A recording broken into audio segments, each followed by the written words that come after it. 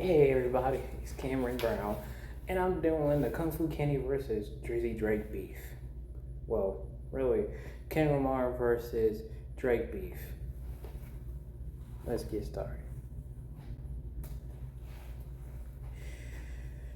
Drake and Kendrick Lamar came out around 2007, but it didn't restart them until 2009, and it collabed on a song called High Power, which talks about the stardom of being a hip hop celebrity, the challenges, and also kind of kind of more of like how the pressures of being a hip hop celebrity. When it started from friendship, it also became rivalry. Also like a brother rivalry. Kendrick Lamar was the youngest, Drake was the oldest, J. Cole was the middle child, and it also made it into a trinity or a big three. I'll get into that later. But down the line, it started to become a full scale beef, especially with Drake calling out Kendrick in certain songs. And it also became a problem with other rappers like Meek Mill. Sometimes he threw J. Cole into the mix, sometimes he threw The Weeknd into the mix, Rick Ross and Wale, even telling Metro Boomin, and forgive me because it's going to be cussing, I'll keep it to a minimum. Shut your ass up and make some beats. In which he actually did, if you caught on with the contest, the BBL Drizzy contest, which YouTuber that I know has won the contest, but that's nor here or there. I learned a lot about this speech because it got me to figure out how these two titans were arguing over really just ego, really. But it's like J. Cole's song, he's the middle child. He ain't had nothing to do with it. It's just that his older brother's arguing. But let's get this started.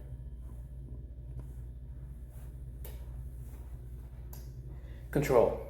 Control was a song that Kendrick Lamar had did with Big Sean. But Big Sean was calling out a bunch of rappers. Like he called out Wale, he called out J. Cole, he called out Meek Mill, he called out Rick Ross. It appeared on the Black Hippie album, which came out in 2014, and it had basically saying was that I didn't Jesus. Drake really said was that he didn't see it as a threat, but it was more of a joke.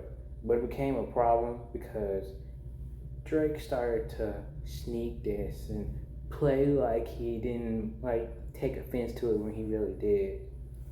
But to give some context on what Big Sean meant about murdering the rappers, if you don't know, for clarity, it means that mess or destroy someone's rap career to where they're not a rapper no more or they quit rapping. That's what it means. First Person Shooter was a song created by J. Cole and Drake. Came out last year in around December, November. And some of the lyrics that J. Cole had came up with, which actually pissed off Kendrick Lamar. I don't know why it pissed him off. Like I said, this beef was just about ego. So, ego beef. Anyway, love when they argue the hardest. MC, is it K Dot, is it Aubrey, or is it me? We the big three like we started the league. That right there was addressing him as the big three. If you're not familiar with anime, people say, well, these are my big three animes, like these are the big three that I really like, or these are my top three, like a top three list. He was comparing his friends and him as the big three in hip hop. It's Drake, J. Cole, Kendrick, however you look at it. But I digress. But the problem was that Kendrick Lamar took it the wrong way. He saw it as more of like, oh, okay, since you're gonna talk about me, I'm good on my own. I don't have to worry about y'all. I'm good on my own. Don't worry about me. So he said, okay, I got you.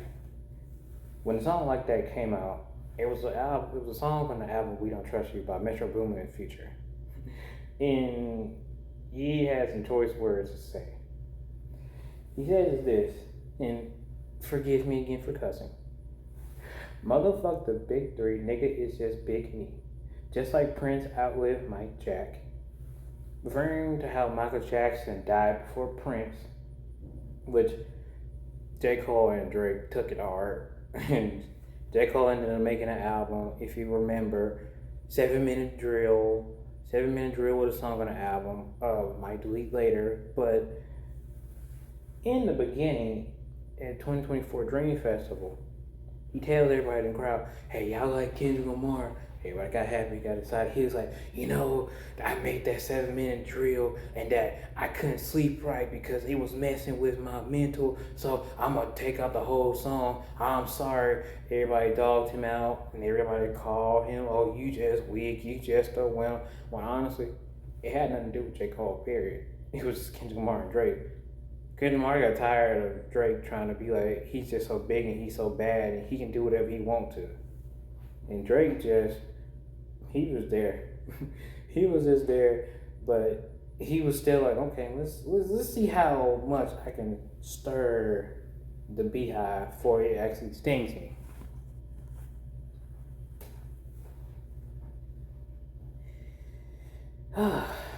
Man.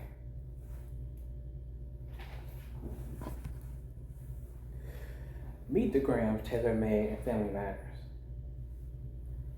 Euphoria was a song that Kendrick Lamar made because Drake was the executive producer of Euphoria. The show was Zendaya. He executive produced the show, meaning he was the one who put the money down and said, okay, this is how we're going to run the show. Because he was basically like a backup producer to the actual producer. So that's why he made it to where it's like, you try to get so high on your life, you forgot you got a kid. And turns out you got another baby on the way, but you're trying to hide it from the world. So you need to stop playing, or how Pusha T did him. You need to stop hiding that baby, and you need to make that woman that you had that baby with your wife instead of you playing around. And so Drake fired back with Family Matters, saying that, hey, you beat on your baby mama, which really is his wife now, but before at the time they were engaged. Oh, you beat up on your baby mama and you dog her out and you be trying to act like you the man and all, but you're just playing around with her, and that you talking about you just some big dude, or you just a big step because you from California where your shoes are a size 7. Which is crazy because he added it Kendrick Lamar's shoe size, which it had nothing related to the beef at hand. Now we're getting to the nitty gritty, where this basically ended the whole rap beef. Not Like Us in Super Bowl 59. Not Like Us was a song that was made from basically rumors and people talking, because Kendrick Lamar had spies in Drake's corner, but Drake was stupid enough not to realize that, hey, you got snitches in your corner and they just gave me all the information about you. Which, funny thing about it was, a little fun fact, one of his friends that are in Drake's group, which he ain't friends with no more, was actual pedophile, because he used to pick up underage girls and all types of news, and he got convicted for it in 2017 and spent in jail for 5 years, but then got out on good behavior.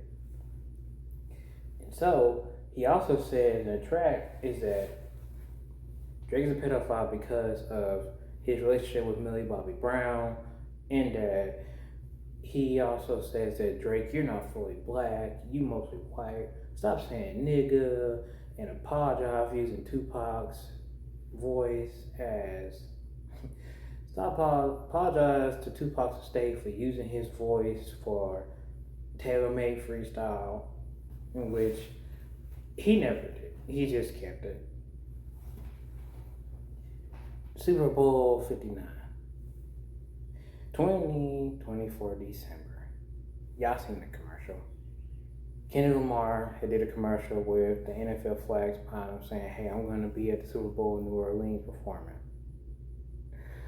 Come February, he performs at the halftime show He performs Luther, All the Stars with SZA, and he brought Samuel L. Jackson to introduce Not Like Us, which, as I said before, Not Like Us was basically a nod to Drake.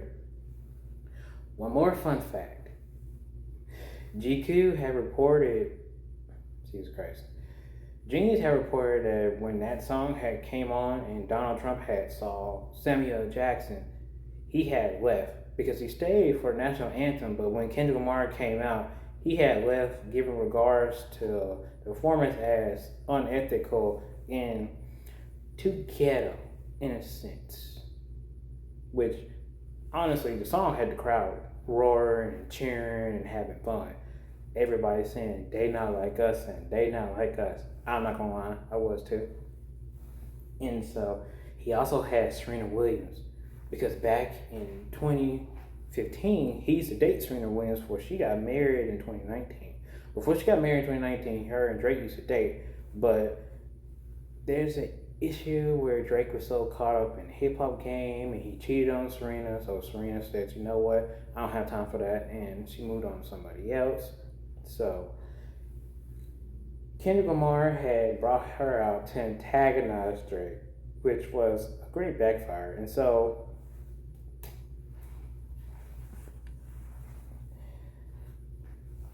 Kendrick Lamar has gotten Drake to sue his label, which they're part of the same label, which is crazy outdoors. They're part of the same label, but he wanted to sue them because of the Not Like Us song for saying they called me a pedophile, in which his label had said was that, no, you just lost. Get over it. You lost. And at the Super Bowl 59, Drake did an interview with Genius saying that, hey, you know, I'm just trying to make the party go. I'm trying to make music. I ain't really care about that beef no more. He won. That is what it is. It's the end of the day. I don't care. A few months later, coming out in April and in March, J. Cole makes 2 songs. Port Antonio to express his matter on the Kendrick Lamar and J. Cole beef. Express his feelings, express how he feels, express like how he's not taking any sides. And then he releases another song in April saying that, hey, I wish my friends would start arguing with me, start arguing with each other. I wish my friends would be friends again. And also stating that, well, my time is about to come up and their time's about to come too, so could we just end this off in a friendly way instead of just sitting up here and keep on arguing?